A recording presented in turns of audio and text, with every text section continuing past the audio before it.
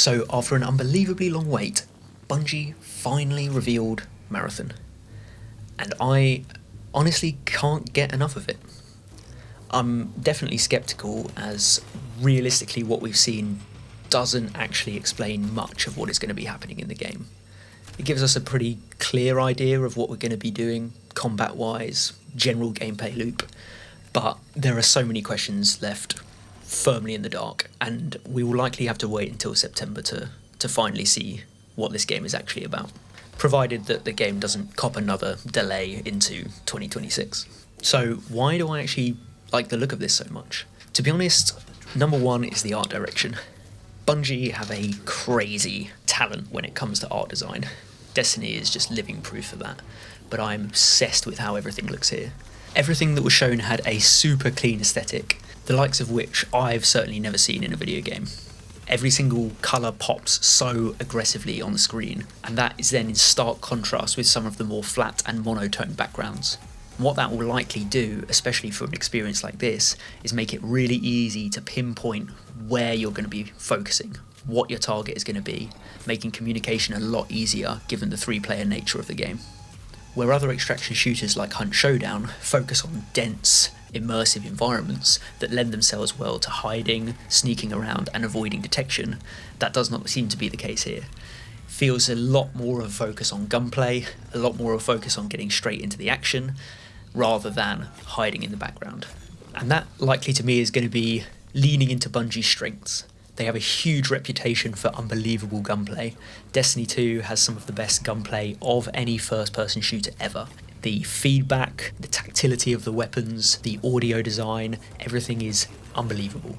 And often, playing Destiny 2 for a period of time means when you go back to another shooter, everything can just feel a little bit flat. And touching more on gameplay, it looks, in comparison to Destiny 2, like they have slowed everything down.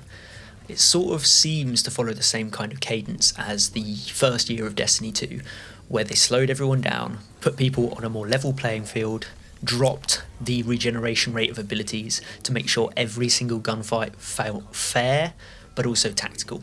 Now for Destiny 2, which is built upon this sci-fi fantasy, run and gun mentality, huge, overpowered exotic weapons, it didn't really fit, and it received very poor reception across the board, outside of a select few who loved the more competitive nature of the game. But if they're going to go for a specifically tactical experience, I think this slowed down focus on gunplay will work really well. I'm also pretty intrigued on what lore and storytelling may be on offer. I feel like I've been looking for quite some time to have a new sci-fi world to sink my teeth into, and Bungie are great at writing incredible stories, incredible characters, even if they're not always the best at getting across that in their actual games. And that sort of brings me on to where most of my worries lie. This video has been very positive, and I am very excited to get my hands on the game later on this year, but like with Destiny 2, all of this could fall apart at the seams. By the sounds of it, they're looking to tell their story through the bounty system, which doesn't sound particularly appealing, even if the story they do tell is excellent. On top of that, a lot of what we're hearing is that the framework for the story has been completed, but the actual story hasn't been written yet, which for a 5 or 6 month window before the game releases, that should bring up a lot of red flags for people. It sounds like it could also be a repeat of what Bungie did for the initial release of Destiny 1, where they'd written this grand overarching story that stretched across the solar system, only to have a lot of it pulled out, swapped around, shuffled last minute, which left the story feeling very disjointed and largely uninteresting, despite the fact that the lore Bungie had written was unbelievable. I'm really hoping that Bungie will be able to pull this one out of the bag, otherwise it has the risk of leaving people feeling very bitter towards Bungie, particularly given how much of the resources they've pulled from Destiny 2 to put into Marathon going forward.